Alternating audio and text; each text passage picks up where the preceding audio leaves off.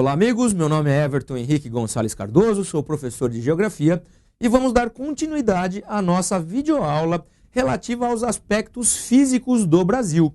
Já abordamos uma parte inicial, onde se comentava, na parte 1 do seu material, onde se comentava um pouco sobre a localização do Brasil e também diversos aspectos sobre a estrutura geológica, o relevo e a hidrografia de nosso país. Agora, em um segundo momento, abordaremos informações relativas aos climas do Brasil e também uma série de informações relativas às formações vegetais e aos biomas de nosso território.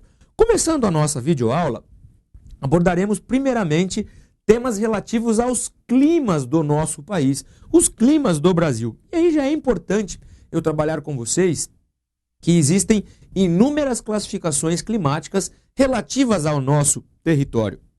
Você pode pegar, por exemplo, a classificação de Willem-Koppen, que é uma classificação internacionalmente reconhecida, que é muito importante, onde os climas são definidos pela somatória de algumas letras, como por exemplo AW, CW, enfim, uma série de climas. Mas existe uma classificação que é um pouco mais tranquila de vocês observarem, uma classificação mais tranquila, mais fácil de vocês observarem, que é a classificação da geógrafa Lísia Bernardes. Inclusive, a classificação da Lísia Bernardes é uma classificação baseada nas ideias de Willem-Koppen. É uma classificação que, de uma forma ou de outra, adaptou a classificação de Willem-Koppen à realidade brasileira. E é essa que eu vou observar com vocês, a classificação dos climas com base em Lísia Bernardes. Uma classificação muito recorrente no próprio Enem, uma classificação muito cobrada também em vestibulares e também em concursos. Nessa classificação, o território brasileiro é dividido em alguns tipos climáticos fundamentais, como, por exemplo, o clima equatorial, o clima tropical, o clima semiárido, o clima subtropical, o tropical litorâneo e também o chamado clima tropical de altitude. Observem, por gentileza, essa informação. Gostaria, inclusive, de cortar para o slide com vocês, para que, num primeiro momento, vocês façam uma memorização das áreas. Uma memorização e, ao mesmo tempo, um entendimento dessas áreas. Na sequência, nós começaremos a trabalhar essas informações com vocês. Deixa eu voltar o slide aqui para o mapa. Aqui. Vamos às informações do mapa, portanto. Observem. Esta área que eu estou mostrando para vocês aqui é uma área toda do chamado clima equatorial. Olha só, toda essa área em vermelho do mapa de vocês é uma área do chamado clima equatorial. Vamos ao tropical. O tropical pega principalmente essa área aqui no interior do nosso país, chegando até algumas áreas litorâneas aqui também, e um extremo do nosso país também é dominado pelas áreas chamadas de tropicais. Observem o semiárido. O semiárido está delimitado em amarelinho. O semiárido pega principalmente essa área aqui de sertão nordestino. Observem essas informações. Depois nós temos o subtropical, delimitado pelo azul. Notem que o subtropical é muito comum na região sul do nosso país, um clima bastante importante que nós iremos observar também. Temos o clima tropical litorâneo, que pega toda essa área verde. Olhem só a ideia de litorâneo, pegando essa parte do nosso litoral, também algumas regiões serranas ali do Rio de Janeiro, do estado de São Paulo. E também o tropical de altitude. Tropical de altitude representado por essa cor parecida com um dourado nesta videoaula, mostrando algumas áreas do estado de São Paulo, o sul do estado de São Paulo, algumas áreas mais altas de Minas Gerais, enfim, essas são as áreas do clima chamado de tropical de altitude. Bom, vamos agora, voltando aqui para o nosso slide, a uma definição de cada um desses tipos climáticos. Mas por que eu fiz uma análise mais minuciosa com vocês da imagem? É muito comum questões de Enem, vestibulares e concursos, pura e simplesmente, por exemplo, delimitarem e escreverem aqui, essa é a área de número 1. E aí depois, por exemplo, essa é a área de número 2. Essa é a área de número 3. E aí ele pergunta, as áreas delimitadas com os números 1, 2 e 3 são dos tipos climáticos, vírgula, respectivamente, 2 pontos. E aí você tem que dizer que o 1 é o equatorial, o 2 é o tropical de altitude e o 3 é o clima tropical. Portanto, tão importante como entender as características de cada tipo climático é estabelecer uma relação entre as características e a sua espacialização, a sua observação dentro do território. Por isso eu insisto mais uma vez com vocês, cortando para o slide.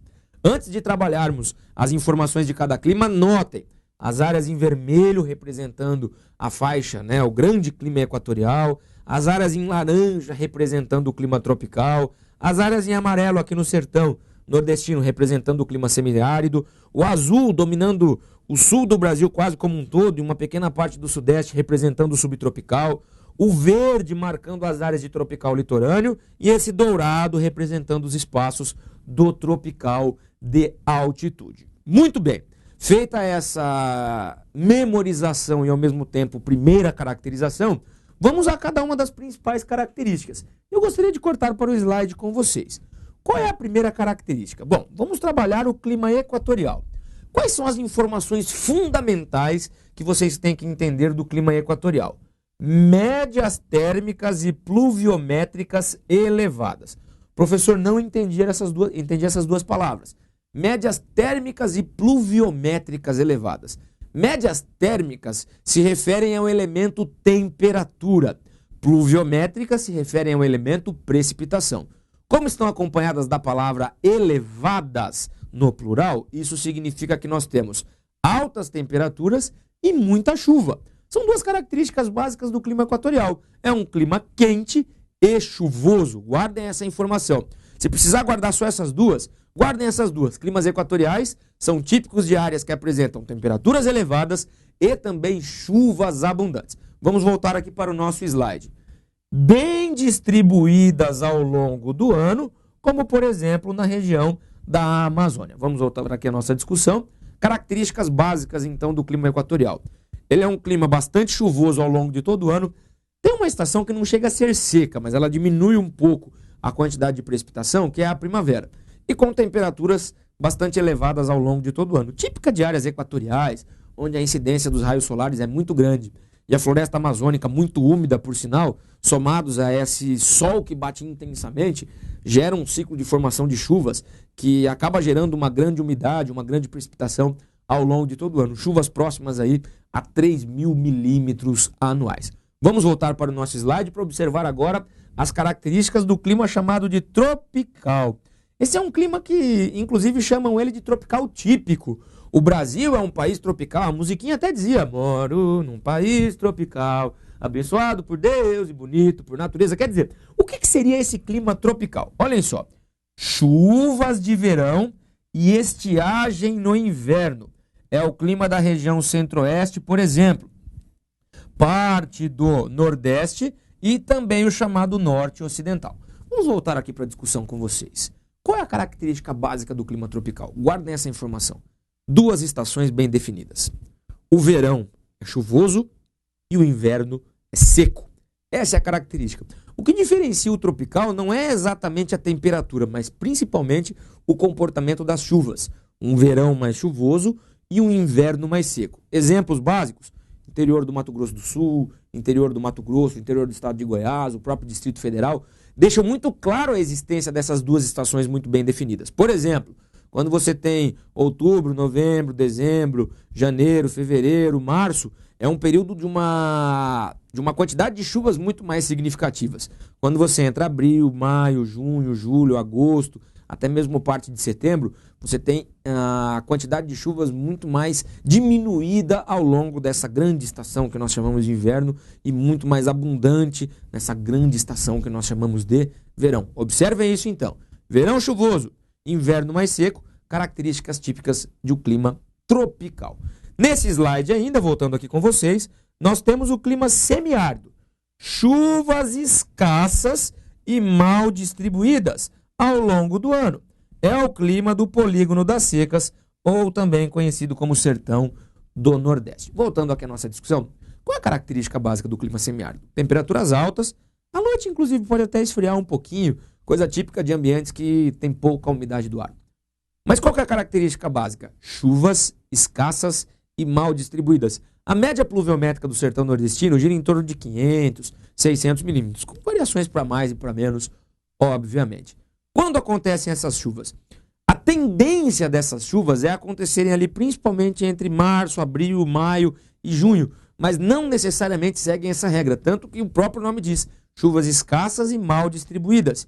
Lembrando que nós estamos falando de um clima semiárido, não estamos falando de um clima árido, como os grandes desertos, Saara, o Atacama, por exemplo, o Kalahari, o deserto de Gobi, que são áreas que você tem praticamente nenhuma chuva. Chove no semiárido, só que chove numa quantidade menos significativa que o equatorial, que o tropical, por exemplo. Chuvas escassas e mal distribuídas. Temperaturas elevadas, essa é a característica básica do chamado clima semiárido. Nós temos também o clima chamado de tropical de altitude. Qual é a característica básica? Professor, nós não já estudamos o clima chamado de tropical? Nossa, mas agora tem uma palavrinha diferente, chamada de altitude. O que ela significa? Vamos observar aqui, olha só. Semelhante ao clima tropical, mas com acentuadas quedas de temperatura no inverno. Ocorre nos trechos mais elevados do Sudeste e no sul do Mato Grosso do Sul, influenciado pelo fator altitude. Essa é a grande ideia que nós temos que observar, o chamado fator altitude. O que significa então, professor? Qual é a diferença fundamental existente entre o chamado clima tropical e o tropical de altitude? Vamos revisar o tropical? Duas estações bem definidas, o verão é chuvoso e o inverno é seco. O que o tropical tem de diferente? O verão do tropical de altitude também é chuvoso.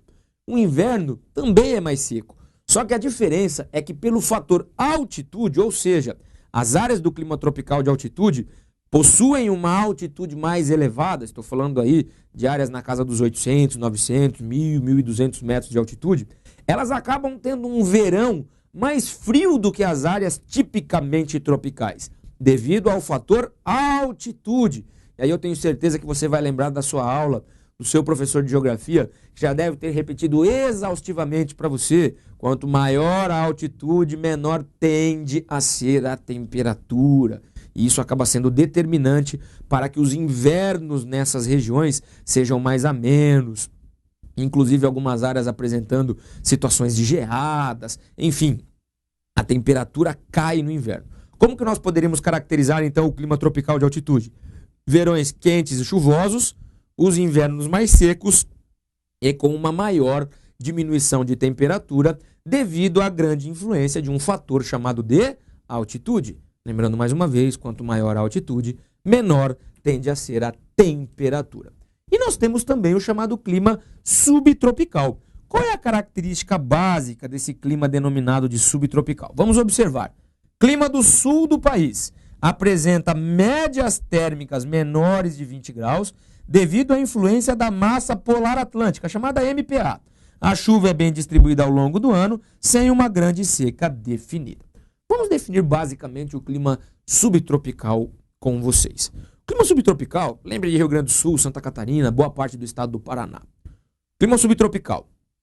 A chuva é bem distribuída ao longo de todo o ano. Se vocês observarem os gráficos, por exemplo, dos climogramas da região, vocês vão perceber que as barrinhas de chuva, algumas são maiores, algumas são menores, mas você não observa a existência de uma grande estação seca. Portanto, primeira característica do clima subtropical, chuvas bem distribuídas ao longo do ano.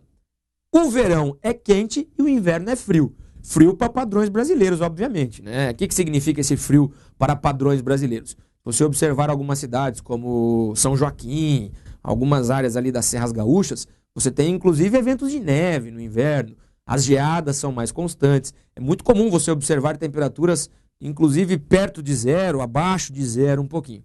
Mas eu digo para vocês que ela é uma temperatura fria, um inverno frio para os padrões brasileiros, porque não é comum você observar situações semelhantes, similares, em outras regiões do país. Agora, se você comparar, por exemplo, o inverno da região sul do Brasil com o inverno do Alasca, com o inverno da Groenlândia, com o inverno da Sibéria, com o inverno do norte do Canadá, vai ser um friozinho que o pessoal sai de bermuda e camiseta nas ruas, porque eles estão acostumados com temperatura de menos 40, menos 50, com vento chegando à sensação térmica de menos 60, menos 70. O que nós temos aqui é menos 1, menos 2, sensação térmica de menos 5, quando você tem as chamadas geadas negras, somadas aí a muito vento, quando você tem pequenas nevascas que não dão origem a metros de neve à frente da casa das pessoas. É aquela nevezinha que mal dá para fazer um bonequinho de neve ali, juntando toda a neve que cai em cima de um automóvel, o cara consegue fazer uma bolinha. Essa é a característica dos invernos brasileiros. São muito menos rigorosos do que áreas do extremo sul do planeta ou do extremo norte. Mas essa é a característica básica dessas regiões.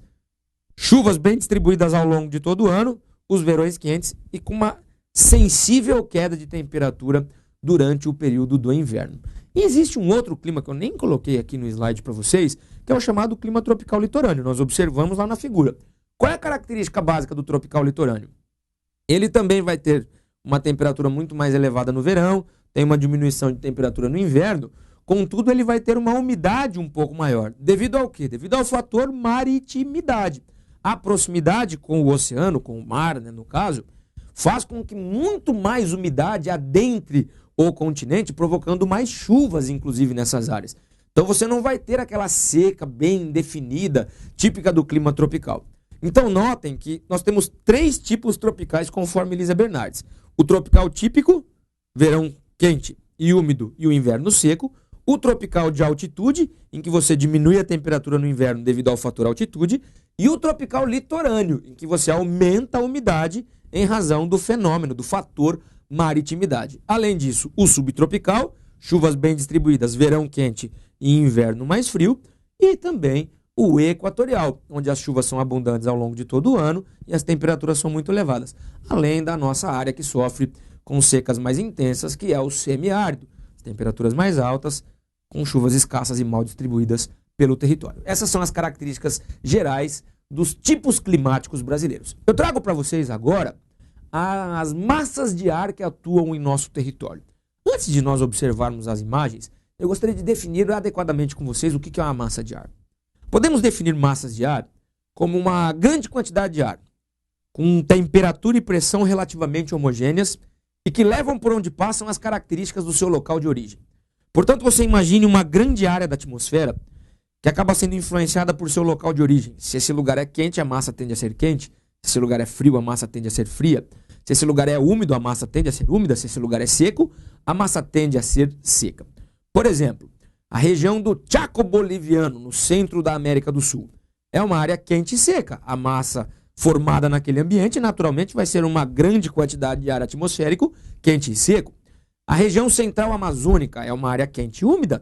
Naturalmente, a massa oriunda desse espaço vai ser uma grande quantidade de ar atmosférico quente e úmido. Só que a questão é o seguinte, essa massa não é estática. Ela se movimenta no território devido a diferenças de pressão. E ela acaba levando por onde ela passa as características do seu lugar de origem. Portanto, nós estamos falando de pressão, nós estamos falando de temperatura e nós estamos falando de umidade, que são transportados pela massa de ar conforme ela se movimenta no território. E aí eu vou trabalhar com vocês a partir de agora as principais massas de ar que acabam influenciando no território brasileiro. Gostaria de cortar para o slide para que vocês possam observar as figuras para mim. Notem que eu estou mostrando 2 ambientes, o ambiente do inverno e o ambiente do verão. Vamos começar com o verão com vocês. O que nós temos no verão? 4 massas basicamente atuando sobre o território brasileiro. A chamada massa equatorial continental, M de massa, E de equatorial e C de continental. A massa equatorial atlântica, M de massa, E de equatorial, A de atlântica. A massa tropical continental, M de massa, T de tropical e C de continental. E a massa tropical atlântica, M de massa, T de tropical, A de atlântica, todas elas identificadas por meio de uma legenda para vocês. Essas massas atuam no território brasileiro. Quais são as características básicas? A massa equatorial continental, ela é uma massa quente e úmida, assim como a equatorial atlântica também é quente e úmida, e a tropical atlântica também é quente e úmida. Já a massa tropical continental é uma massa quente e seca. Essa é a característica básica, quente e seca. Essas são as características básicas da massa tropical continental. São as massas que atuam principalmente no verão. Vocês notem então que essa massa equatorial continental, que é formada aqui na região amazônica, ela tem uma grande influência sobre o território brasileiro. Olhem só, ela vai levar, portanto, muita umidade na época do verão, proporcionando, portanto, muitas chuvas em várias áreas do Brasil, reforçadas pela massa tropical continental e, de uma forma mais simples, pela massa equatorial atlântica. Agora vamos observar o período do inverno, porque o período do inverno traz uma novidade, que é a massa polar atlântica. É a única que nós não definimos a característica ainda. Ela é uma massa de ar fria e úmida. Notem agora, voltando aqui para a nossa discussão, que nós temos 5 massas, portanto, que atuam no Brasil. Massa equatorial continental, massa equatorial atlântica, massa tropical atlântica, massa tropical continental e massa polar atlântica. A equatorial atlântica, a equatorial continental e a tropical atlântica, as 3 são quentes e úmidas. A tropical continental é quente e seca e a tropical atlântica é fria e úmida. Notem que essas 2 são as diferentes na nossa brincadeira. Vamos observar agora a atuação no inverno para que vocês possam observar. Tenho certeza que vocês que moram na região sul do Brasil ou no sudeste já devem ter observado na previsão do tempo, por exemplo, alguém dizer assim: nossa, as temperaturas vão cair bastante ao longo da semana devido à entrada da massa polar atlântica. Olha o que eles estão querendo dizer no desenho. Voltando aqui ao nosso slide para vocês. Observem que a massa polar atlântica, ela entra basicamente de 3 formas em nosso território. Essa primeira movimentação, essa segunda e essa terceira que eu estou fazendo com vocês. O que significa isso? A polar atlântica, quando ela entra pelo litoral, conforme eu estou fazendo aqui com vocês, ela é uma grande responsável por causadora de chuvas, inclusive no próprio litoral do Nordeste. Algumas chuvas até chegam em áreas do sertão nordestino no período de junho, maio, nesse período. Essa entrada de massa de ar pelo centro aqui do Brasil, adentrando o sul e o sudeste, é responsável pela chegada das grandes frentes frias, que interferem fortemente no sul e no sudeste do Brasil. E quando ela encontra uma condição favorável e tem uma pressão elevada, ela pode chegar até o norte do país, gerando um fenômeno que nós chamamos de friagem. E o que vem a ser essa friagem? Voltando aqui à nossa discussão. São eventos de diminuição na temperatura que não são muito comuns de serem observados no norte do país.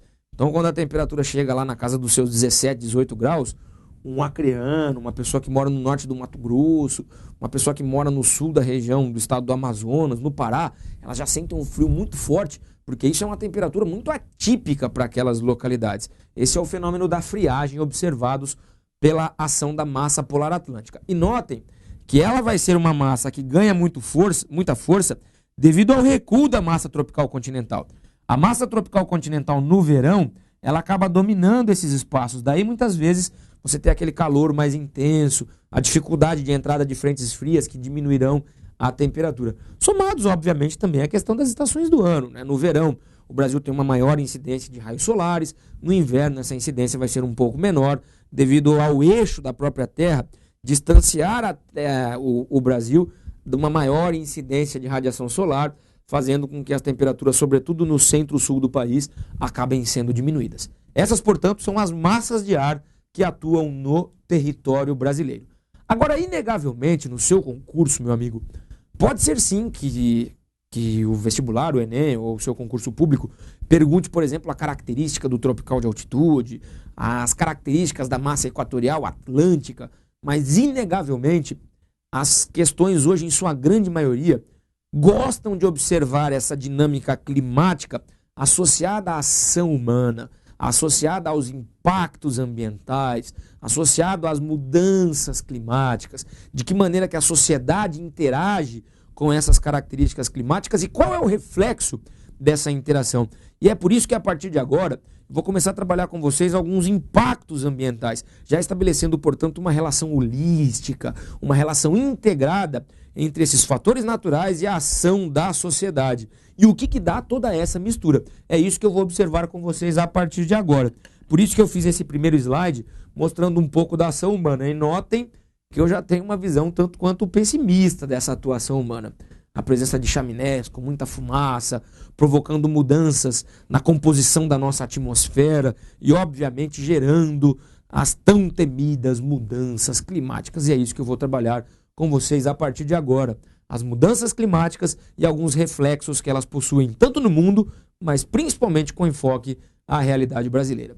Inegavelmente, falando de mudanças climáticas, falando de impactos da sociedade na natureza, seguramente talvez eu não poderia começar com um tema mais oportuno que não fosse o aquecimento global.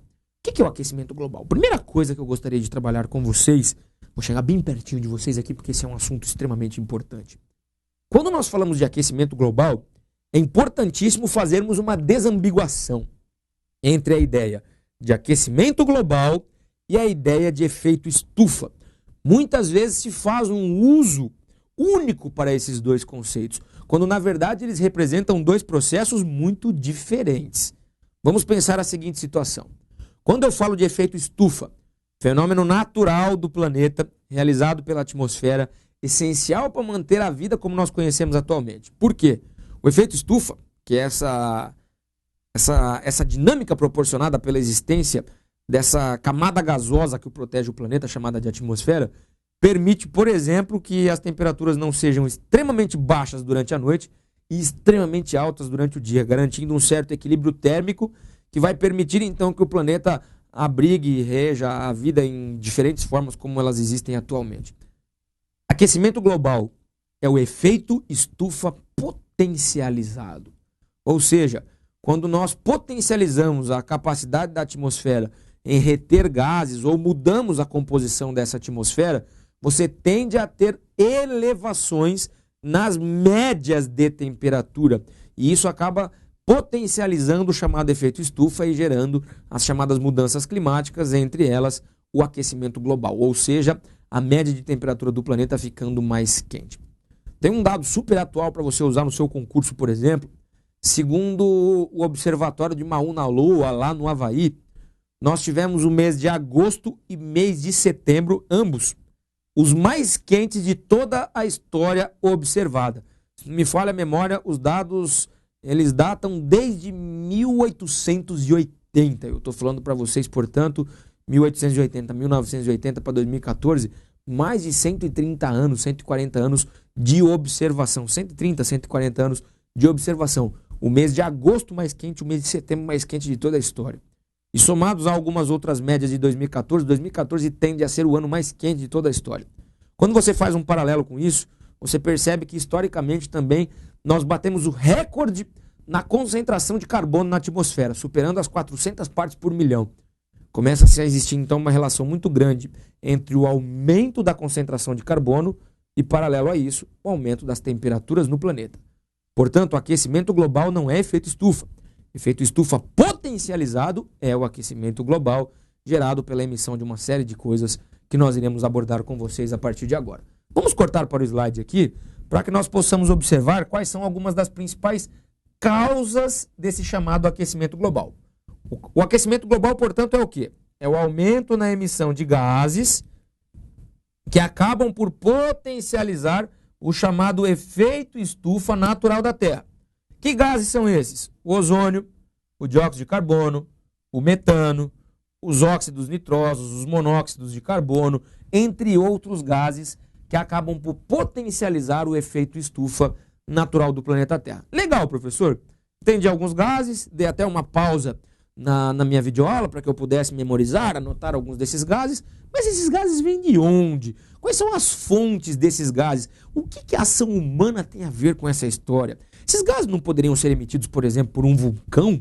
Poderia, sem sombra de dúvida, por uma erupção natural do planeta Terra? Ótimo, mas onde a sociedade entra nessa história? De que maneira nós somos potencializadores da emissão desses gases? O próximo slide, que é esse que inclusive está aqui, responde essa pergunta para vocês. Vamos cortar para o slide para que nós possamos observar. A partir do que esses gases são emitidos, além de toda aquela questão natural que nós já comentamos, queima de combustíveis fósseis. Combustíveis fósseis. O que a gente pode citar para vocês aqui? Carvão mineral, xisto pirobituminose, uma série de gases naturais e principalmente o petróleo, nos combustíveis mais utilizados no planeta. A agricultura. Professor, como? Uma plantação de arroz, por exemplo, ela emite uma série de gases potencializadores do efeito estufa. O desmatamento. Corto para a discussão nossa aqui mais uma vez. Vocês já devem exaustivamente ter ouvido falar na palavra desmatamento.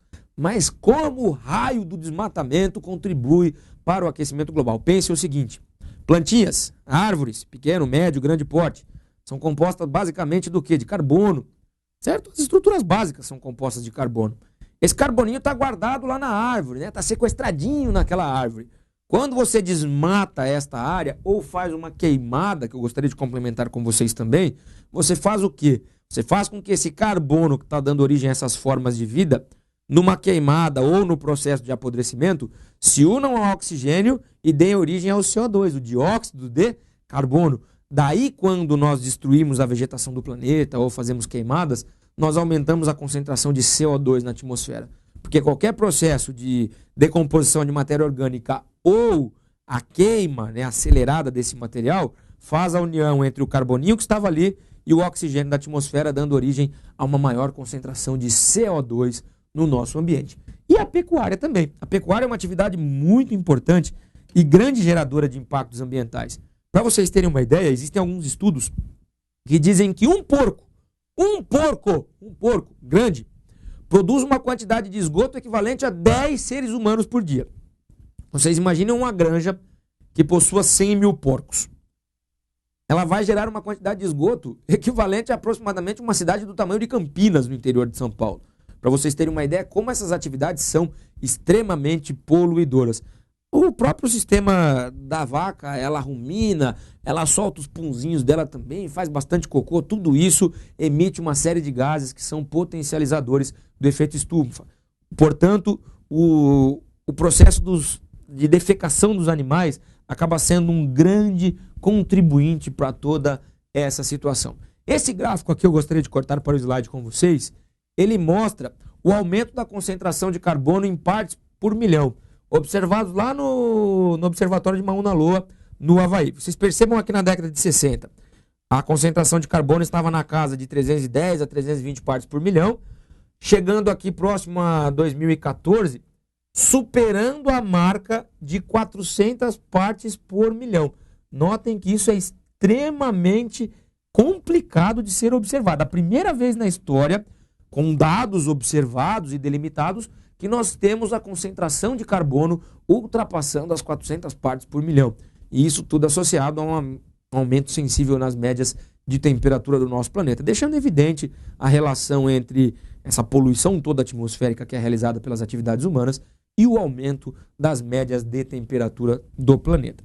Professor, o aquecimento global traz consequências, muitas consequências podem ser observadas com base no aquecimento global. Eu trouxe aqui algumas ideias básicas para que a gente possa discutir e vocês possam observar. Consequências básicas do aquecimento global, cortando para o slide. Primeiro ponto, aumento do nível dos oceanos. Primeira coisa importante que nós temos que observar, voltando aqui à nossa discussão.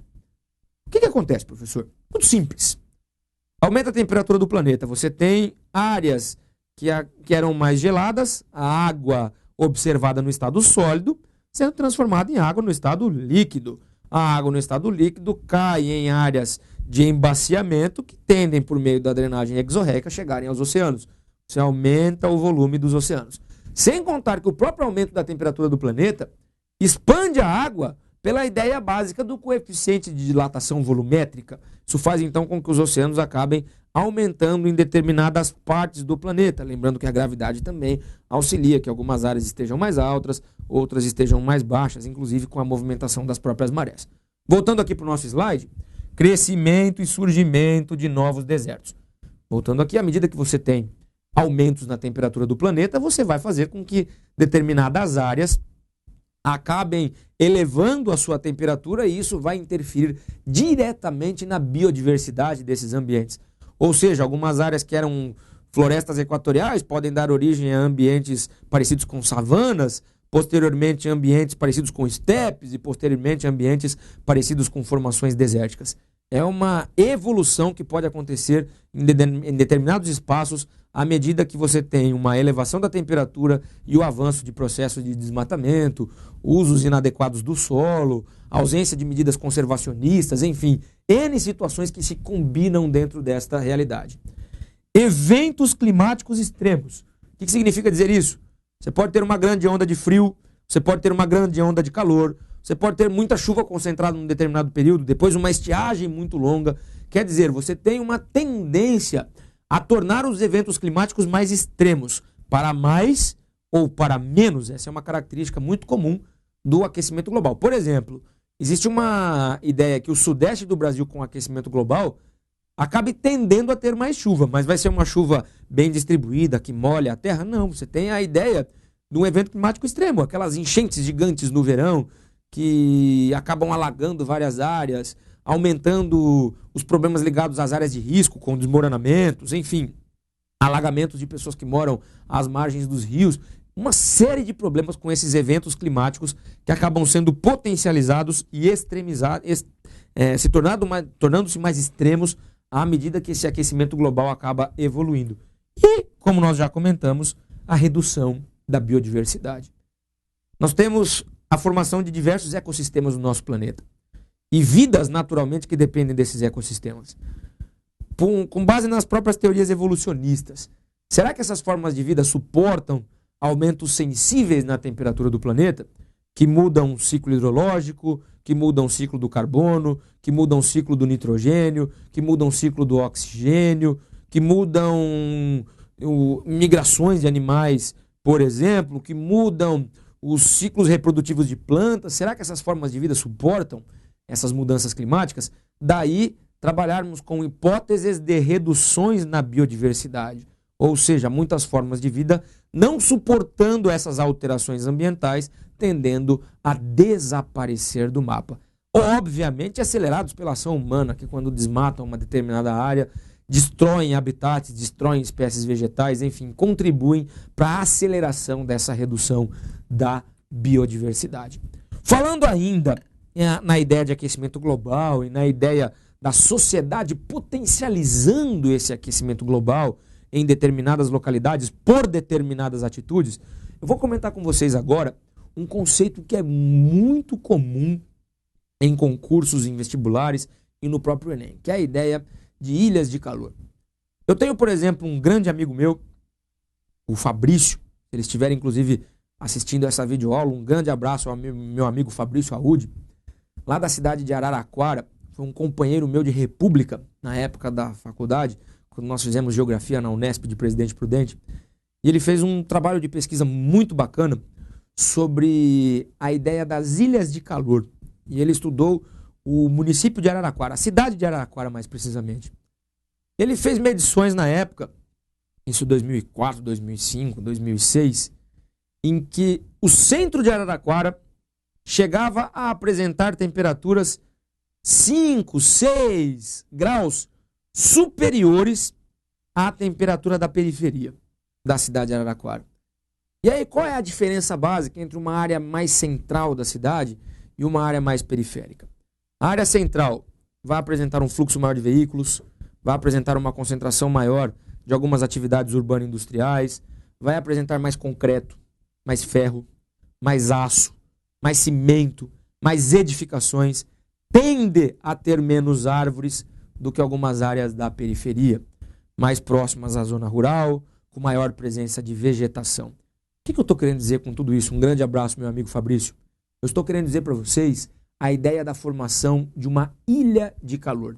Você deve ter aprendido lá no ensino fundamental, lá no ensino infantil mesmo, o que era uma ilha. Uma ilha seria uma porção de terra cercada de água por todos os lados. O que seria uma ilha de calor?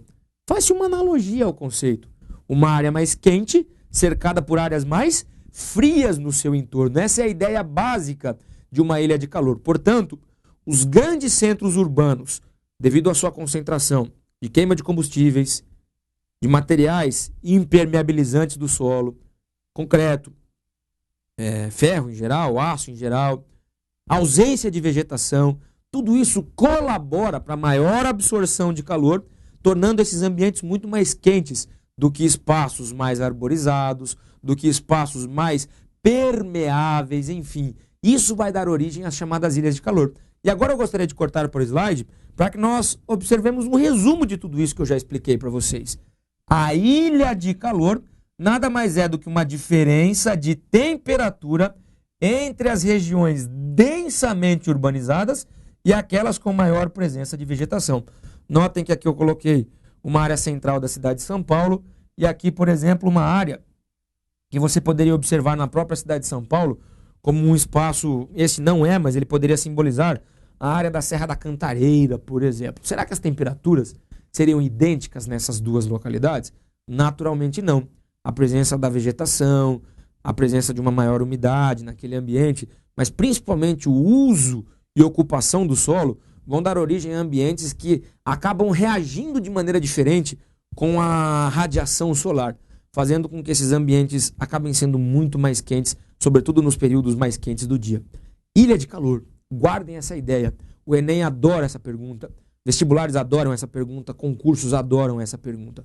Muito importante. Mas nós temos que propor soluções, alternativas a essa ideia. E eu gostaria de dar essas alternativas para vocês. Como nós podemos combater uma ilha de calor? A principal ideia, a sociedade precisa de cidades mais verdes. E o que são cidades mais verdes? Presença de árvores, presença de jardinagem, presença de exposição de solo, gramíneas, flores. Isso tudo não contribui somente do ponto de vista paisagístico, de embelezamento do ambiente. Mas não é gostoso ter uma sombra? Tenho certeza que você, meu amigo, deve morar em uma cidade. Naquela área central existem poucas árvores. Aquela única árvore que existe perto do seu trabalho, ela é muito disputada para as pessoas colocarem um carro embaixo dela, não é verdade? Vocês concordam comigo? Todo mundo gosta de entrar num carro que está fresquinho, ao invés de entrar naquele carro que é um forno. Quem tem banco de couro, por exemplo, pior ainda, acaba esquentando, às vezes até ferindo as costas da pessoa, o bumbum da pessoa quando ela vai sentar num banco de couro. É muito complicado, aquela sombra é muito disputada, não é verdade? Seria tão lindo se as cidades não tivessem sombras tão disputadas assim, pelo fato das sombras acabassem sendo coisas comuns nesses ambientes. Muito gostoso a sombra de uma árvore, muito gostoso repousar em uma praça que possui árvores. A arborização urbana, a diminuição na concentração desses materiais que acabam aumentando a temperatura, acaba sendo uma única grande solução para a diminuição do impacto dessas chamadas grandes ilhas de calor que se formam nos centros urbanos, ok? Um tema muito importante, estou reforçando para vocês, que ele é muito cobrado e muito observado em grandes cidades brasileiras, como, por exemplo, a grande metrópole São Paulo.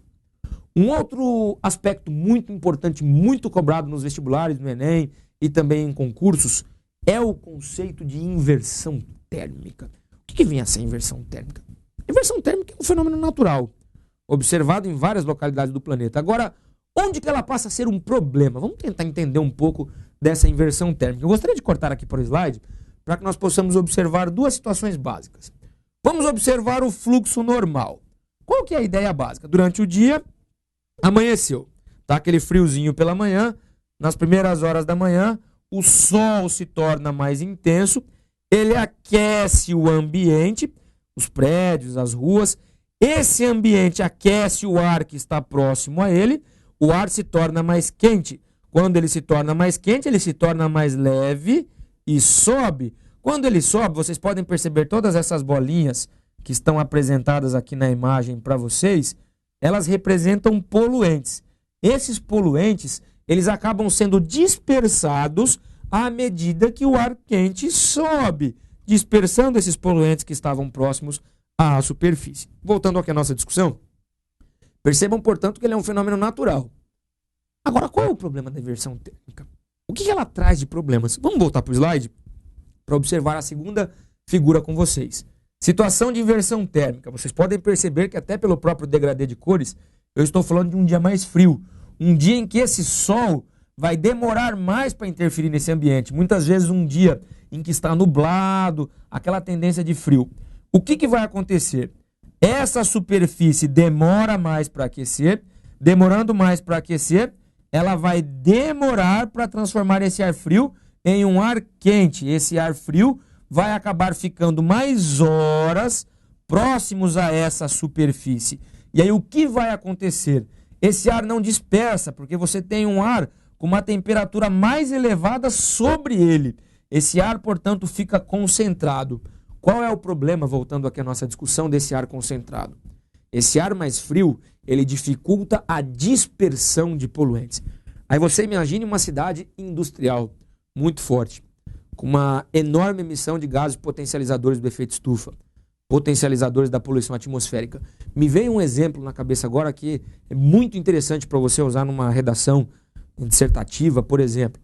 O Brasil recentemente fez alguns amistosos da seleção brasileira. Um dos jogos, inclusive, se não me falha a memória, foi na China. E eu já tinha ouvido muitas vezes jogadores reclamarem de calor, ou reclamarem de muito frio, ou reclamarem de jogar na altitude, porque o ar se torna mais rarefeito. Foi a primeira vez, particularmente, que eu observei jogadores reclamarem da poluição atmosférica. O Diego Tardelli, por exemplo, o atacante do Atlético Mineiro, reclamou e disse que a sua garganta estava sofrendo bastante com a poluição observada nas cidades chinesas. Aliás, é muito comum isso. Eu li recentemente reportagens de pessoas que se sentem convidadas a morar na China pelas oportunidades, contudo a poluição afasta as pessoas daquele ambiente. É um ar difícil de ser respirado, é muito comum você observar chineses usando máscaras na rua por conta da poluição atmosférica ser muito elevada, sobretudo por conta da queima de petróleo e carvão mineral.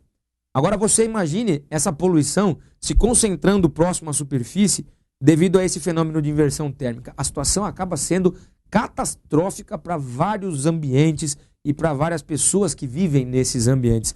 Daí, inclusive, eu mostrar essa imagem para vocês. Gostaria de cortar para o slide para que vocês possam perceber essa grande massa cinzenta que se forma aqui na atmosfera. Isso é o quê? É um ar que foi dificultado a sua dispersão, concentrando poluentes próximos ao quê? Próximos à superfície.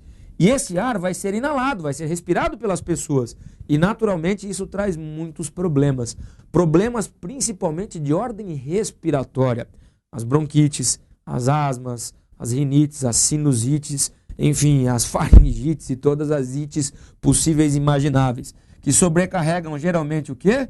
Os chamados postos de saúde. Não é muito comum no inverno você observar várias vezes os postos de saúde lotados com pessoas com problemas respiratórios. E, inegavelmente, as que mais sofrem com isso geralmente são as crianças e também os idosos, que sofrem bastante com esse problema da inversão térmica. Um problema muito comum, muito cobrado no seu concurso, muito cobrado no seu vestibular. Um outro campeão de concursos de vestibular é o problema das chuvas ácidas. Imagine o seguinte: enviamos para a atmosfera uma série de gases poluentes, como, por exemplo, eu citei aqui para vocês os óxidos de nitrogênio e os dióxidos de enxofre. Que vem do quê? Vem de uma fábrica que queima combustíveis fósseis, vem da movimentação de veículos movidos, por exemplo, a gasolina, uma série de poluentes que são lançados para a atmosfera. Esses gases ficam lá na atmosfera. E aí vem uma chuva. Essa chuva, a água, H2O, pode se combinar com esses gases poluentes e dar origem a uma coisa que não seja pura e simplesmente chuva.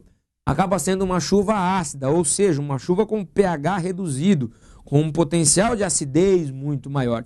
E o exemplo aqui simboliza legal para vocês, é uma figura comum encontrada na internet que eu gostaria de cortar para o slide e mostrar. Olha só, uma usina termoelétrica, por exemplo, um veículo movido a combustíveis fósseis, uma fábrica que possivelmente queima carvão mineral, petróleo, emitem para a atmosfera gases, como por exemplo o SO2, o dióxido de enxofre, e o NO e o NO2, o óxido e o dióxido de nitrogênio. Esse NO2 e esse SO2 se combinam com água, gerando HNO3 e H2SO4, respectivamente, ácido nítrico e ácido sulfúrico.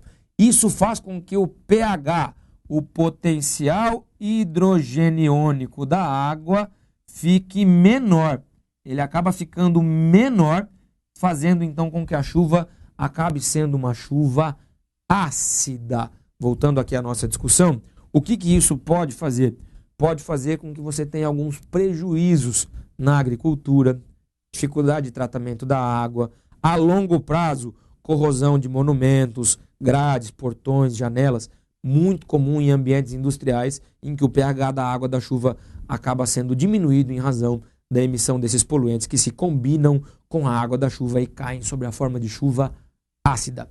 Pergunta campeã em Enem, campeã em vestibulares, campeã em concursos. Aliás, esses últimos 3, 4 temas que eu observei com vocês são campeões de concurso. Aquecimento global, inversão térmica, ilhas de calor, chuvas ácidas são recorrentes em diferentes formas de avaliação. Eu trouxe para vocês aqui agora, relacionando ao Brasil, a impactos ambientais do território brasileiro, algumas mudanças possíveis de ser observadas no território brasileiro com um aumento na emissão de poluentes. Vocês podem perceber que aqui no slide nós temos com altas emissões e baixas emissões. Mas eu vou trabalhar com vocês principalmente os impactos observados em cada uma das regiões do Brasil. Essa agora vai ser uma aula mais associada à geografia regional. Ou seja, de que maneira esse aumento na poluição pode impactar o norte, o nordeste, o centro-oeste, o sudeste e o sul do nosso país. Gostaria de cortar para o slide para que nós possamos observar essas informações. Possíveis cenários climáticos futuros. Aqui está a referência do material para vocês.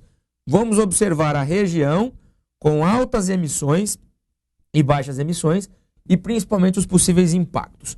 Vamos observar aqui com altas emissões. Primeiro, o norte, incluindo praticamente toda a área da Amazônia.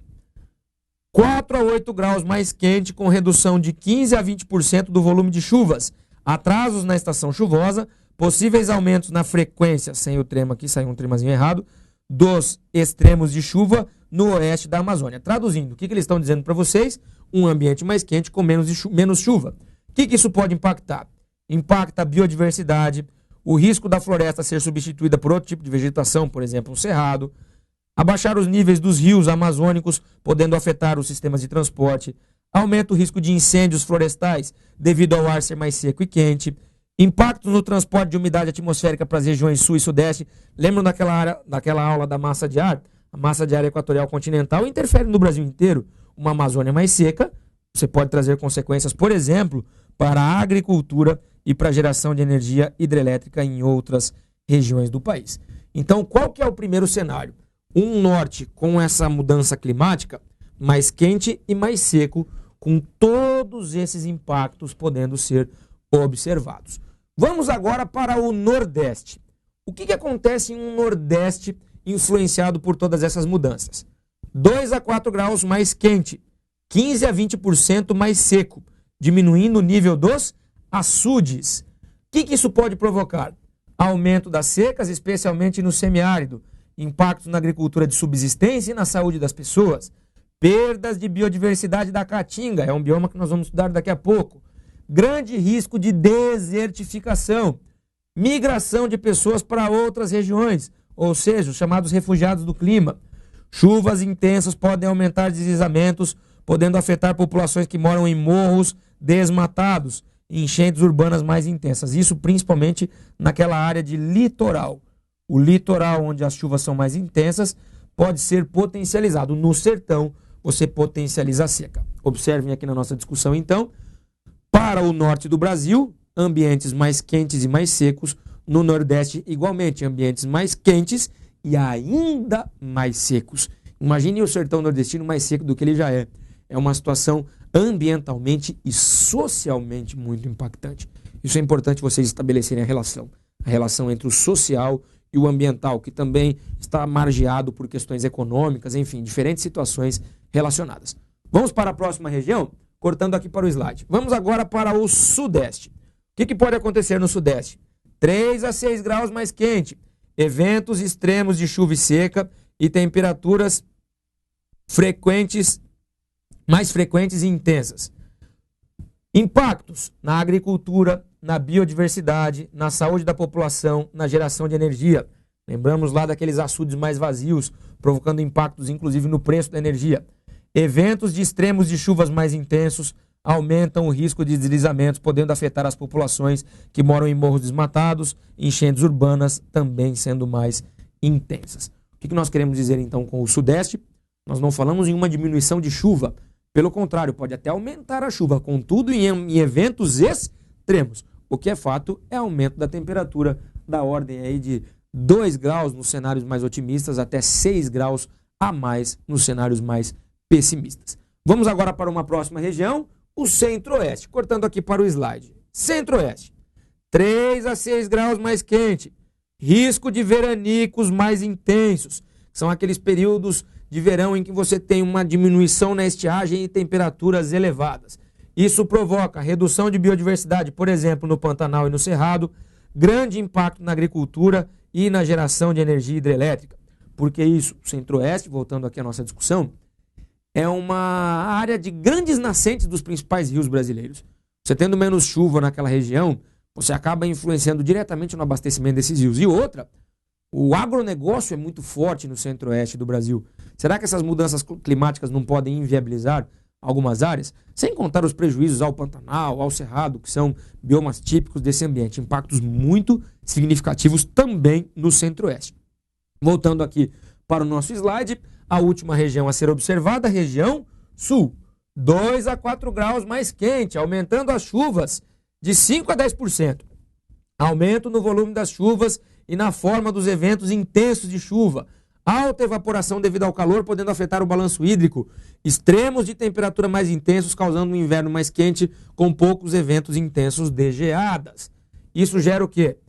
Extremos de chuvas mais frequentes, aumentando o risco de deslizamentos, podendo afetar as populações que moram em morros desmatados, enchentes urbanas mais intensas. Impacto na saúde, na agricultura, na geração de energia. Pouco provável, mas possível risco de mais eventos de ciclones extratropicais. Voltando à nossa discussão. O que acontece com o sul? O sul fica mais quente e mais chuvoso. Vamos lembrar aquela região de Santa Catarina, do Vale do Itajaí, que sofre muito com enchentes. Será que essa população vai ter problemas? O ano de 2014, 2013 para 2014, o sul do Brasil, contrastando com outras regiões do Brasil que foram mais secas, apresentaram enchentes gigantescas. Quem mora, por exemplo, no sul, no oeste do Paraná, sabe do que eu estou dizendo. Regiões que foram muito afetadas por eventos extremos de chuva. Então, qual é a característica básica para o sul do Brasil? Mais chuva, eventos extremos e temperaturas mais elevadas. Traduzindo, más notícias em todas as regiões. O aquecimento global e as mudanças climáticas na atmosfera do Brasil não trazem coisas boas para nenhuma das regiões. Ou seja, aumentamos possibilidades de enchentes, aumentamos possibilidades de deslizamentos, aumentamos possibilidades de secas, aumentamos possibilidades de temperaturas mais altas, possibilidade de desertificação, possibilidade de redução de biodiversidade, impactos significativos em agricultura, impactos significativos em ambientes urbanos, quer dizer, más notícias. O que fazer? Repensar a sociedade. Não há outra possibilidade senão repensar a sociedade. Diminuir a questão da retirada de recursos naturais do ambiente, potencializar reciclagem, potencializar fontes alternativas de energia, diminuir a poluição atmosférica. São coisas difíceis? Difíceis. Mas esse professor aqui é um grande sonhador, é coordenador na área de cursos ligados à questão ambiental, e eu tenho certeza que muitos de vocês compartilham essa ideia comigo e vão lutar por uma sociedade mais sustentável, ou seja, uma sociedade mais socialmente igualitária e justa, ecologicamente mais correta e equilibrada e ao mesmo tempo economicamente viável. É essa a sociedade que nós almejamos. Por exemplo, eu para minha filhinha que hoje tem 1 ano e 5 meses. Eu quero um ambiente que não traga esse legado que nós estamos construindo, mas isso inegavelmente passa por uma mudança de postura da sociedade como um todo, dos diferentes setores da sociedade, o setor público, o setor privado, a sociedade civil organizada, enfim. Nós precisamos de uma mudança estrutural no modo de conviver no ambiente, senão nós vamos colher problemas muito graves, como já estamos colhendo na nossa sociedade. Bom, finalizada essa parte de climas com vocês e todos os impactos relacionados à questão climática, nós vamos iniciar agora com vocês uma parte relativa à vegetação. Mas aí eu já vou trabalhar de imediato com vocês que existem 2 ideias importantes. Nós vamos trabalhar no Brasil a ideia de bioma, que é uma ideia de um determinado ambiente que compartilha algumas características comuns, como, por exemplo, clima, algumas ideias de relevo, isso dá origem a uma forma de vegetação. E nós vamos trabalhar também a ideia de vegetação pura e simples, que é a ideia de formações vegetais. Então, o bioma é uma coisa mais ampla, porque ele é um complexo de informações, e as formações vegetais mais específicas ao tipo de cobertura vegetal que determinadas áreas possuem. Os grandes concursos adoram observar os biomas do Brasil. E é por eles que nós iremos começar essa parte da nossa videoaula, abordando os grandes biomas.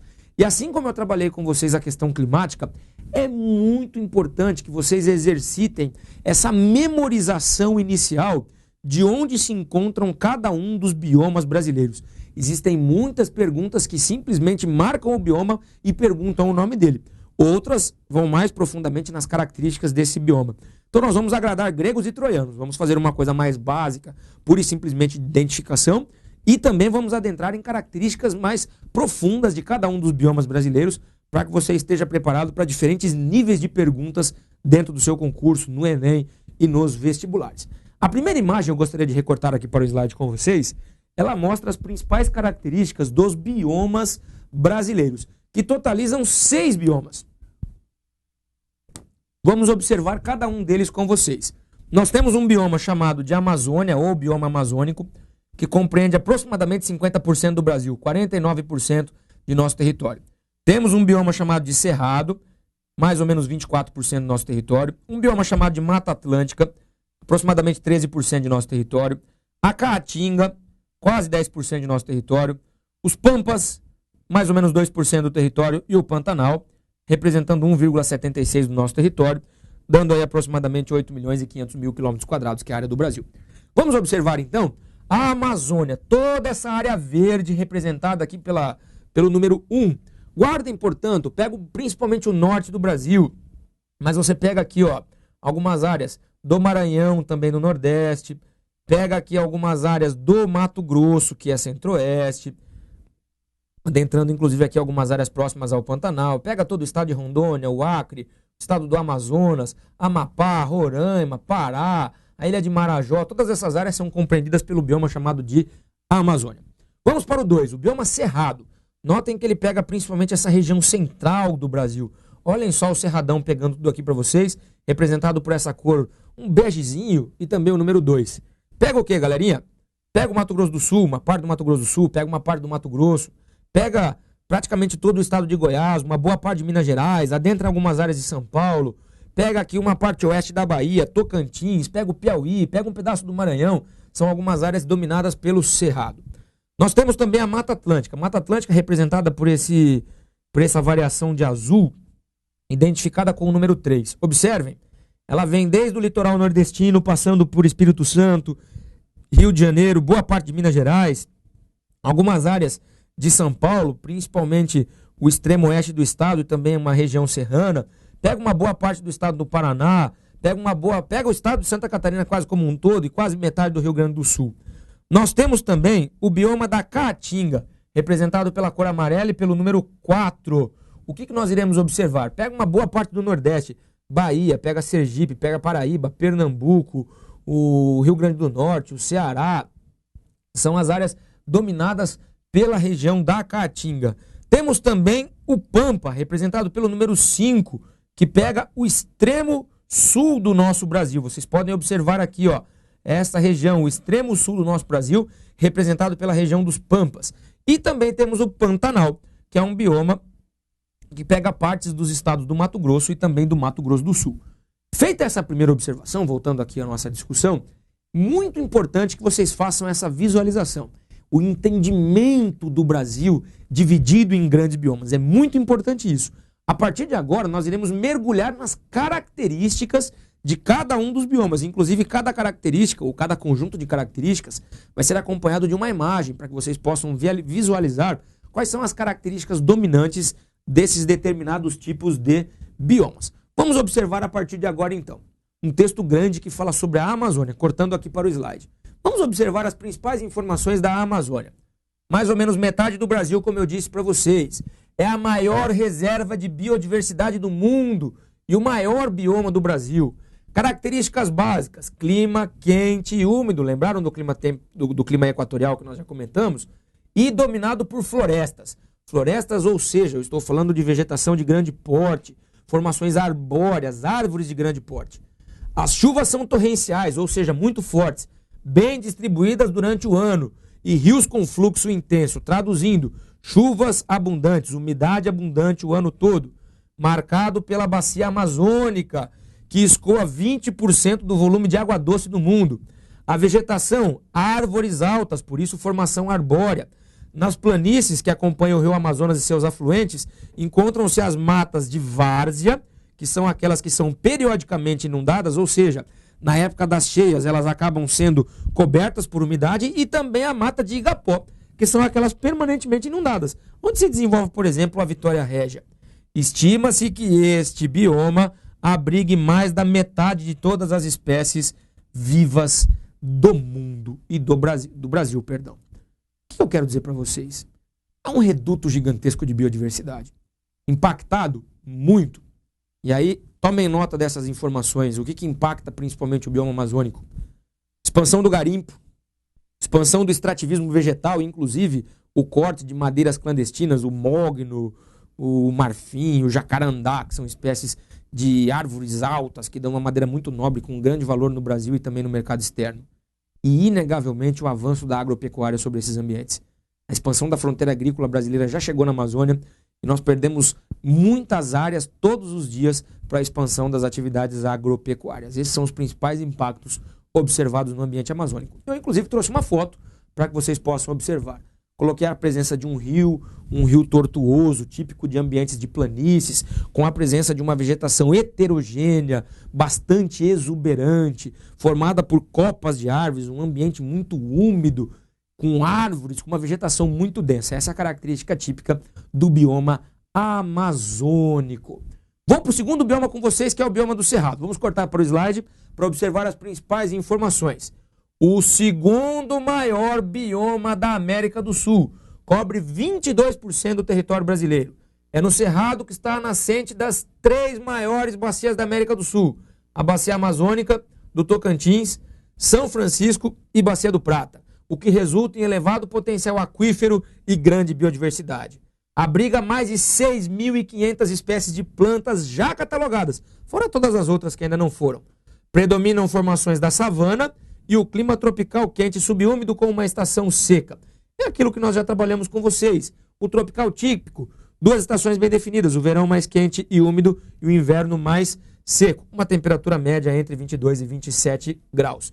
Além dos planaltos, com extensas chapadas, existem nessas regiões florestas de galeria, geralmente nas margens dos rios. Por isso que ela é chamada de mata ciliar ou mata ribeirinha. Ao longo do curso d'água e com folhagens persistentes durante todo o ano. E a vereda, em vales encharcados, que é composto de agrupamentos da palmeira buriti sobre uma camada de gramíneas. Estas são constituídas por diversas espécies, como gramas e bambus. O que eu quero dizer para vocês? O cerrado ele é muito heterogêneo. Nos ambientes mais secos, você vai ter a presença de uma gramínea mais seca, com árvores espaçadas e a presença de arbustos. Próximos aos rios, você já vai desenvolver uma mata ciliar, ambientes mais úmidos, como as grandes veredas, que são os verdadeiros brejos. Essa é a característica básica do cerrado. Mas, na sua grande maioria, o cerrado é influenciado pelo clima tropical típico. O que é o clima tropical típico? Verão quente e úmido, inverno seco. Já trabalhamos exaustivamente essas informações com vocês. Uma árvore, para sobreviver em um ambiente em que chove muito numa estação, contudo chove pouco em outra estação, ela tem que ter algumas características. Por exemplo, você tem muitas árvores decíduas, também chamadas de caducas ou caducifólias, são aquelas plantas que perdem as folhas no período de inverno para economizar energia, árvores mais tortuosas, raízes mais profundas para conseguir buscar umidade nas estações secas, a presença da cortiça ou suber, que é aquela casca mais grossa para sobreviver a eventos de queimada. Essa é a característica básica. Um exemplo básico, algumas variações do ipê. Ipê é uma árvore que nós encontramos em várias áreas do Brasil, e existem diversas espécies de ipês que são típicas do cerrado, adaptadas a esse ambiente de uma temperatura mais elevada e muita umidade no verão e mais secura durante o inverno. E aí, obviamente, por nós não termos uma umidade tão grande ao longo de todo o ano, nós não vamos ter a mesma exuberância de vegetação que nós observamos, por exemplo, na Mata Atlântica ou na própria Floresta Amazônica. Aqui está uma imagem típica de cerrado para vocês. Olhem só, a presença de gramíneas, árvores espaçadas, alguns arbustos, árvores tortuosas. Essa é a característica típica do ambiente do cerrado. Próximo ambiente, a Mata Atlântica. Muito importante a Mata Atlântica. Mas eu já vou até comentar um pouco com vocês. Sobrou pouco de Mata Atlântica, né, para nós contarmos histórias sobre ela. Alguns ainda espaços preservados, mantidos por lei, com a formação de parques estaduais, parques nacionais. O que sobrou de Mata Atlântica é muito pouco e nós comentaremos isso com vocês ainda nessa videoaula. Vamos observar as informações sobre Mata Atlântica, cortando para o nosso slide. É um complexo ambiental que engloba cadeias de maciços antigos, ou seja, aquelas áreas de serras, alguns vales, planaltos e planícies de toda a faixa continental atlântica leste brasileira, além de avançar sobre o planalto meridional até o Rio Grande do Sul. Tem como principal tipo de vegetação a floresta ombrófila densa. Traduzindo, o que é ombrófila densa? Úmida, com árvores muito coladinhas umas às outras, formando uma floresta bem fechada.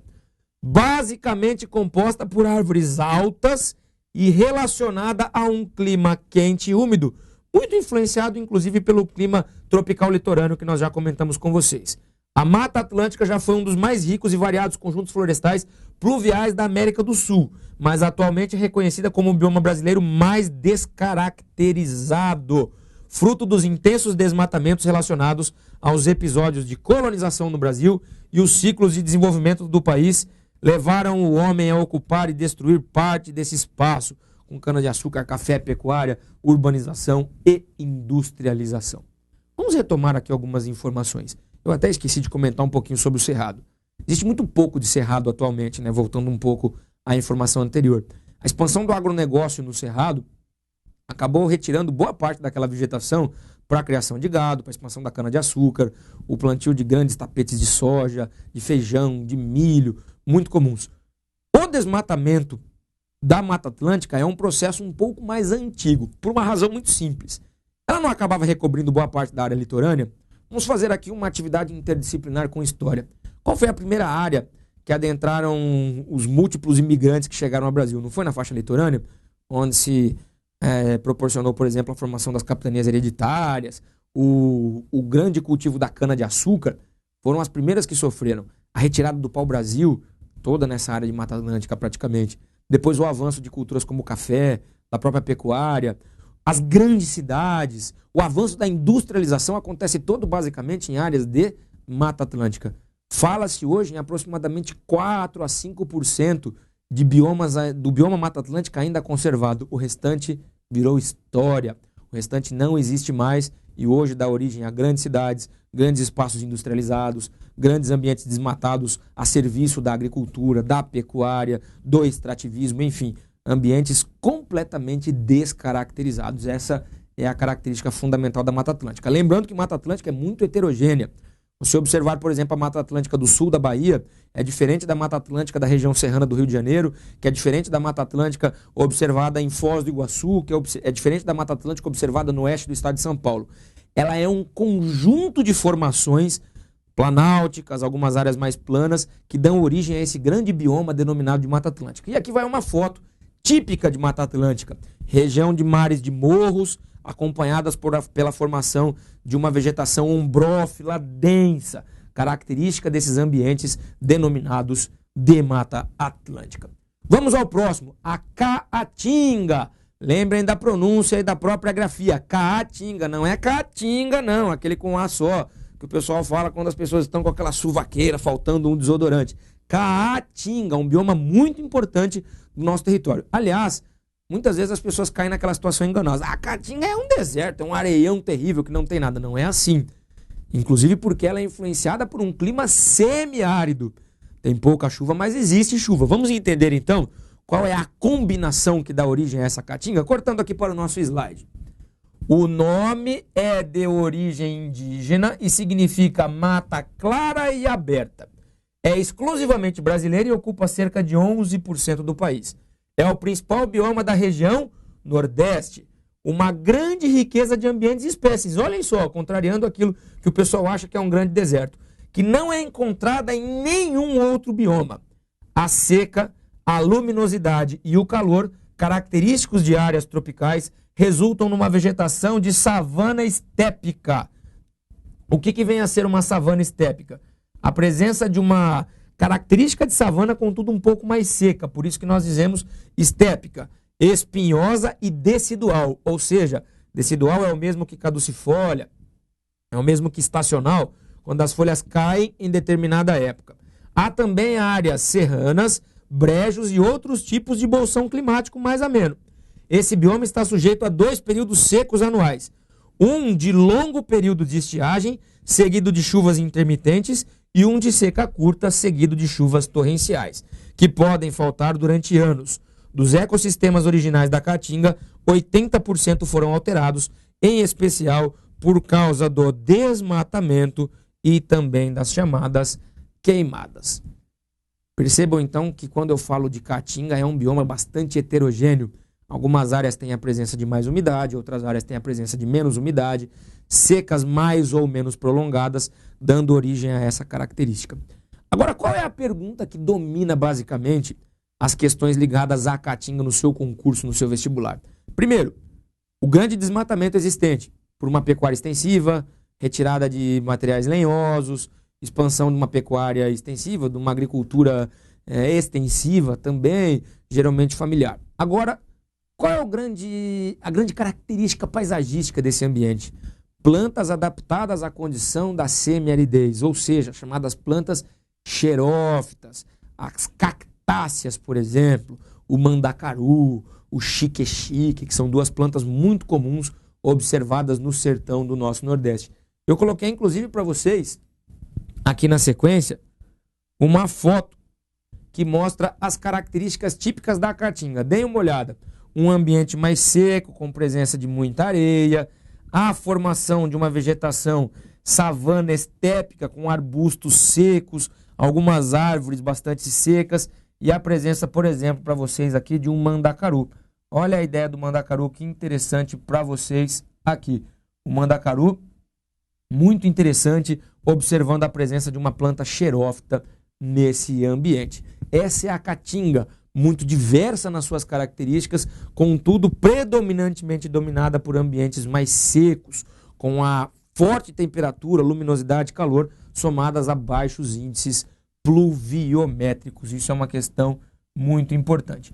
O próximo ponto que eu tenho a observar com vocês é o pampa. O que vem a ser o chamado pampa? Vamos observar então as características no slide. Está presente somente no Rio Grande do Sul, ocupando 63% do estado. Constitui os pampas sul-americanos que se estendem pelo Uruguai e pela Argentina e internacionalmente são classificados de estepe. O pampa é marcado por clima chuvoso, sem período seco regular e com frequentes polares e temperaturas negativas no inverno. Predomina uma vegetação constituída de ervas e arbustos, recobrindo um relevo nivelado levemente ondulado.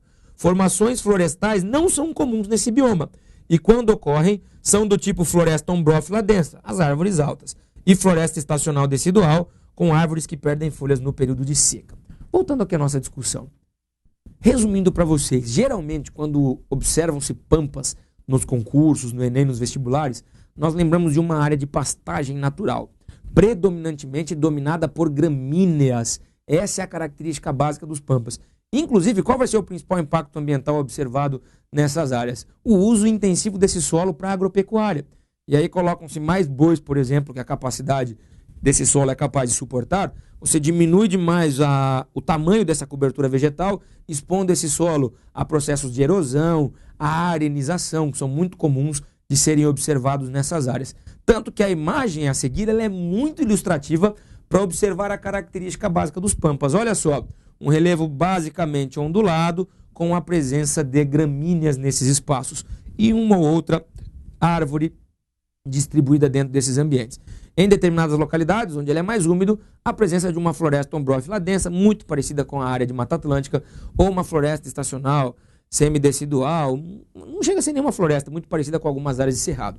Mas, dominantemente, nós temos áreas planálticas cobertas por vegetação rasteira, formações herbáceas, gramíneas, basicamente. Essa é a característica fundamental dos chamados pampas. Vamos agora ao Pantanal. O Pantanal é muito importante. Já adianto até os impactos ambientais para vocês observarem. Pesca predatória, turismo predatório, avanço da pecuária, avanço da agropecuária, da agricultura também, são algumas que colocam em risco esse verdadeiro patrimônio que é o Pantanal. O Pantanal é uma combinação típica e única entre vegetação amazônica, Mata Atlântica, cerrado, somada a uma planície alagada durante praticamente metade do ano, que acaba sendo um enorme reduto de biodiversidade, um verdadeiro berçário para muitos peixes, para muitas aves, até para répteis como os jacarés que se desenvolvem naquela região. E infelizmente ele acabou sendo e acaba constantemente sendo fortemente destruído, desmatado, enfim, alterado nas suas características paisagísticas. Já falei os impactos, mas vamos definir o Pantanal? Cortando para o slide com vocês. Cobre 25% do Mato Grosso do Sul e 7% do Mato Grosso. E seus limites coincidem com o da planície do Pantanal, mais conhecida como Pantanal Mato-Grossense. O Pantanal é um bioma praticamente exclusivo do Brasil, pois apenas uma pequena faixa dele adentra outros países, como por exemplo o Paraguai e a Bolívia. Caracterizado por inundações de longa duração, devido ao solo pouco permeável, que ocorrem anualmente na planície e provocam alterações no ambiente, na vida silvestre e no cotidiano das populações locais. A vegetação predominante é a savana. A cobertura vegetal original de áreas que circundam o Pantanal foi em grande parte substituída por lavouras e pastagens num processo que já repercute na planície do Pantanal. O que nós temos a discutir para vocês basicamente? Como eu disse, inclusive eu tive a oportunidade de visitar algumas áreas do Pantanal e um trabalho de campo da faculdade. Um grande abraço a todos os meus amigos que fizeram parte daquele trabalho de campo, muitos professores de geografia bem-sucedidos, doutores, inclusive em universidades. Um grande abraço a todos vocês. O Pantanal é uma coisa fantástica e eu jamais tive a oportunidade de observar uma paisagem tão ímpar como aquela, tão singular. Quando eu digo planície para vocês, meus queridos amigos que estão acompanhando essa videoaula, é você olhar um ambiente e não enxergar o horizonte. Quer dizer, você vê um horizonte longe, longe, longe. Você tem, na verdade, muitas vezes, que percorrer dezenas de quilômetros para ter uma queda de centímetros de água. É uma planície muito grande. Para vocês terem uma ideia, a cidade de Corumbá, que fica na margem do rio Paraguai, ela tem uma altitude de aproximadamente 80 metros acima do nível do mar. E olha a distância que o rio Paraguai tem que percorrer até se unir à Bacia Platina e desaguar no Oceano Atlântico. Por isso, é um rio extremamente plano, meândrico, que vai fazendo curvas, dando origem a grandes áreas alagadas, que acabam sendo um reduto para pássaros, para répteis, para peixes das mais diversas espécies.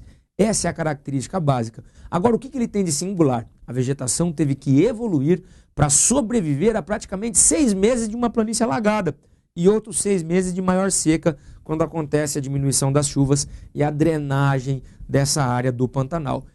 Muito exuberante, uma combinação única de vegetação e de fauna que infelizmente acaba sendo fortemente destruída pelas atividades humanas. Vou até colocar para vocês aqui o próximo slide que mostra uma característica típica do Pantanal. A formação de áreas alagadas, extremamente planas, que dão origem então a esses ambientes únicos, chamado de Pantanal, que apesar de pegar pequenas áreas de outros países, é um bioma praticamente todo brasileiro, ocupando principalmente Mato Grosso e Mato Grosso do Sul. Bom, agora eu vou trabalhar com vocês uma ideia um pouco diferente. Já trabalhamos os biomas, todo mundo lembra de cor os biomas, vamos revisar com vocês? Nós temos a Amazônia, nós temos Mata Atlântica, nós temos a chamada Caatinga, nós temos também o chamado Cerrado, nós temos também os Pampas e nós temos o Pantanal. Façam a revisão, assistam a videoaula quantas vezes vocês quiserem, é muito importante a memorização, o entendimento, a compreensão, a contextualização dessas informações. Biomas são campeões em concursos. Essa parte de geografia dita física, que na verdade é muito relacionada também com a sociedade, é muito cobrada no seu concurso. E mais do que isso, contribui também para a sua formação enquanto cidadão, enquanto pessoa capaz de refletir e entender todos os impactos que a nossa sociedade promove no ambiente. Essa pegada que eu vou trabalhar com vocês agora é uma ideia um pouco diferente. Nós trabalhamos o bioma, que vocês perceberam que é uma combinação de clima, de relevo, que dá origem a uma formação vegetal. Aqui não. Nós vamos trabalhar especificamente a ideia de vegetação, ou seja, a ideia de formações vegetais. E aí o que nós temos no Brasil?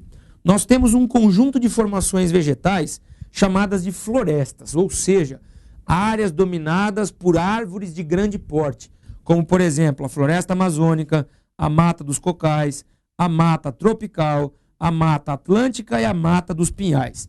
Depois nós temos um conjunto de formações no Brasil chamadas de formações arbustivas e herbáceas, que são áreas, portanto, dominadas por árvores de médio porte e gramíneas. Quais são elas? Os cerrados, a caatinga e os campos. E por último nós temos as chamadas formações complexas e litorâneas, que são aquelas que na verdade são tão heterogêneas e tão singulares na sua formação que não cabem em nenhuma outra definição. Daí o nome de formações complexas, como por exemplo o próprio Pantanal e a chamada vegetação litorânea, com as restingas e os mangues, por exemplo. O mapa traz as cores com vocês e a observação da distribuição dessas formações vegetais em cada parte do nosso território, Inclusive, eu gostaria de cortar para o slide para que você, meu amigo, em casa, nesse exato momento, vou dar 20 segundinhos para vocês observarem esse mapa e perceberem onde acontecem a distribuição de cada uma dessas formações vegetais.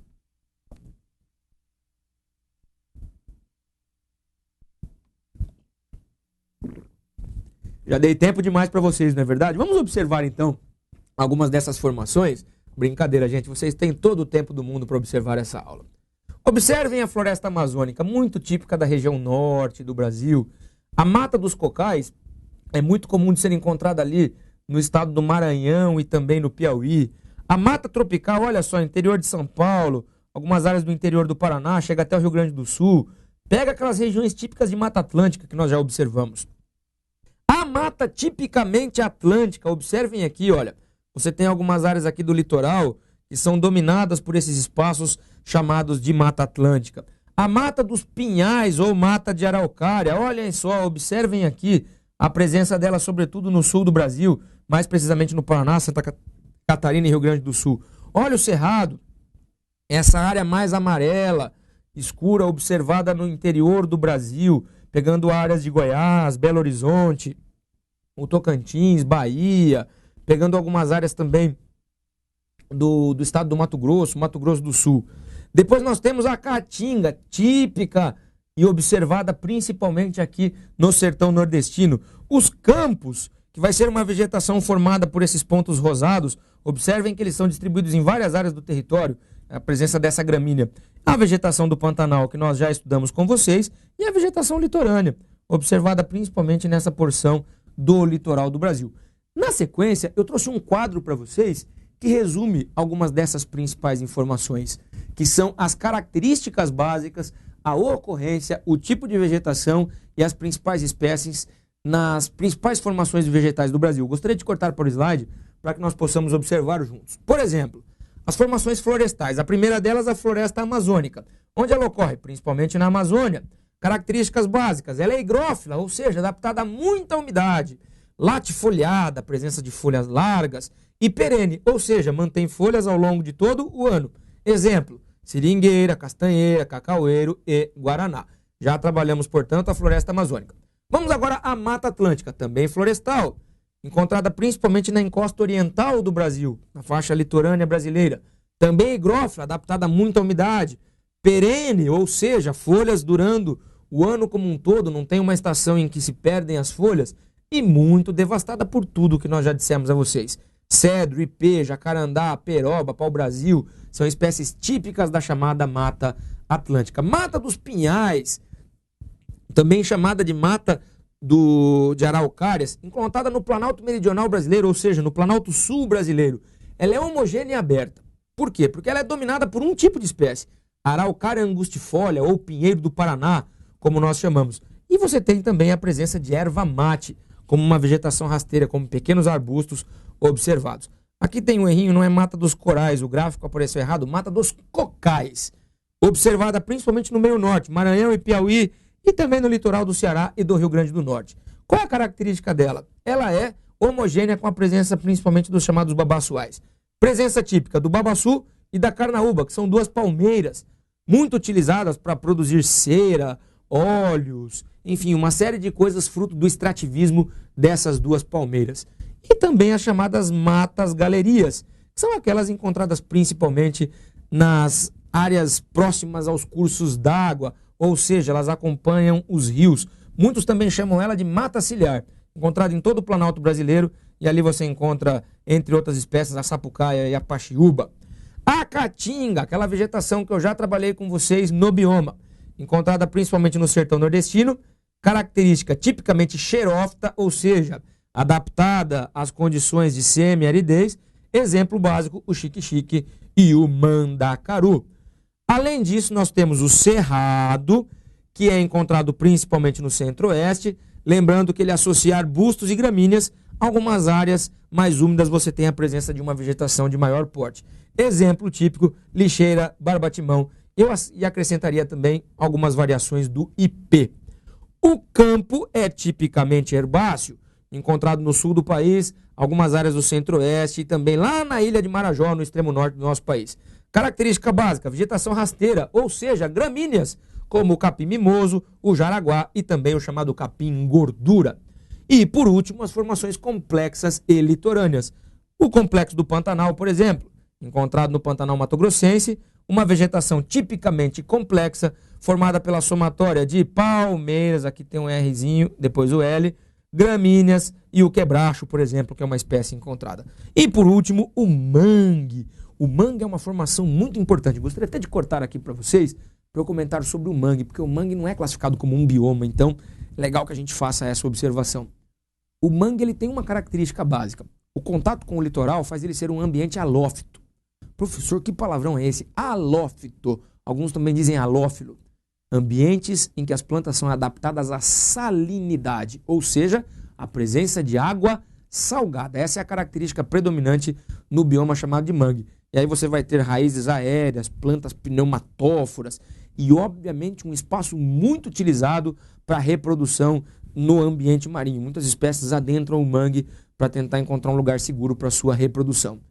Mangue, infelizmente, muito destruído atualmente.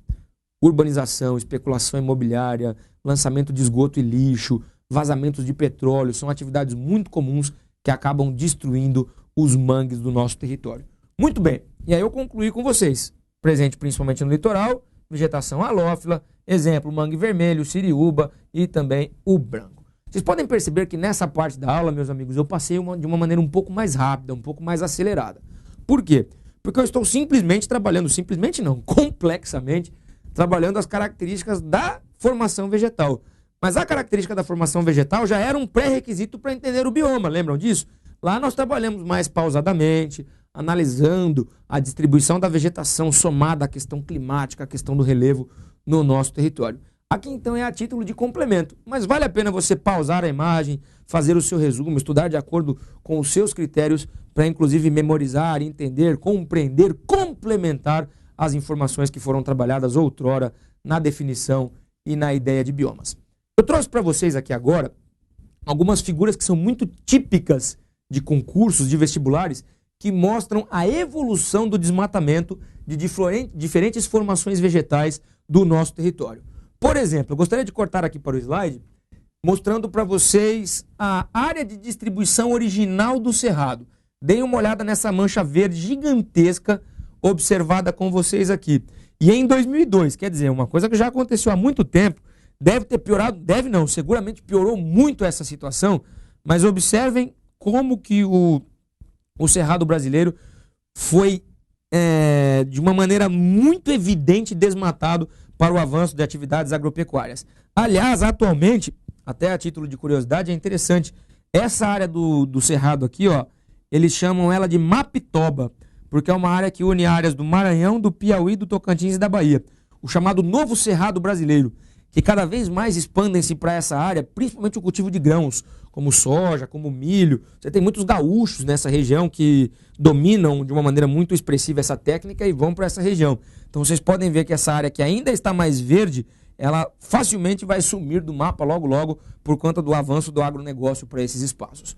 Eu comentei também do desmatamento da Mata Atlântica. Observem só a Mata Atlântica aqui em 1500 e agora, mais recentemente, no ano de 2007. Observem o que sobrou da Mata Atlântica, muito pouco. Fala-se em aproximadamente 5% de remanescentes vegetais dessa formação. Sobretudo encontrado em áreas de morro, que são áreas de difícil acesso, e também em alguns parques estaduais e nacionais. Um exemplo clássico para vocês, o Parque Nacional do Iguaçu. Aqui, olha, o Parque Estadual Morro do Diabo, aqui no interior de São Paulo. Algumas áreas aqui no sul do estado de São Paulo, mais precisamente ali na região do Vale do Ribeira, algumas áreas de serras encontradas aqui no Rio de Janeiro, algumas áreas altas de Minas Gerais, no sul da Bahia, aqui em Santa Catarina, são algumas áreas que nós encontramos ainda remanescentes de Mata Atlântica, muito pouco perto do observado anteriormente.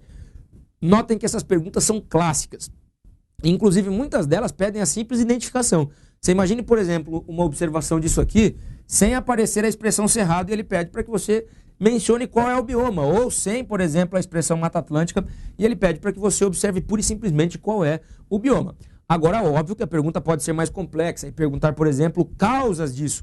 No caso do cerrado, eu já disse, expansão do agronegócio, expansão de uma urbanização mais recente. Mata Atlântica, um processo mais histórico, somado à questão do extrativismo do pau-brasil, posteriormente cana-de-açúcar, café, urbanização, industrialização, quer dizer, N situações que vão se somando para dar origem a esse tipo de desmatamento.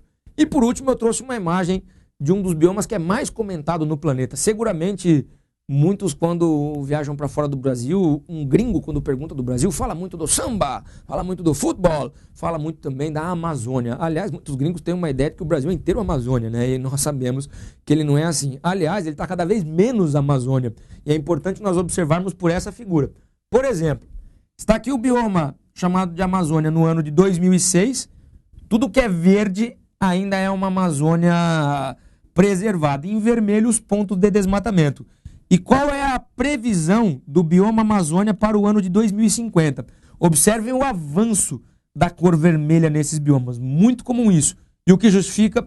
Expansão do garimpo, desmatamento clandestino, a venda da madeira, a expansão do agronegócio, são algumas das situações que explicam a completa não, mas significativa destruição desse ambiente denominado de Amazônia.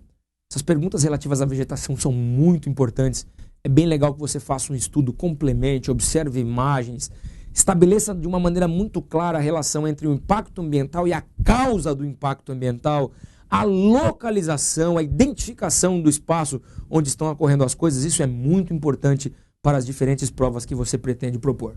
Bom, terminamos essa etapa da nossa videoaula, que abordou características físicas relativas ao território do Brasil, mas sempre numa perspectiva interdisciplinar, holística, relacionando os aspectos puramente físicos com as relações sociais, com as questões ambientais, enfim. Tentamos trabalhar esse tema para vocês de uma maneira muito mais ampla. Localização do Brasil, relevo, hidrografia, clima e vegetação. Aguarde mais videoaulas, que nós abordaremos outras questões relativas ao Brasil e ao mundo. Por enquanto, muito obrigado, sucesso nos seus estudos e um grande abraço!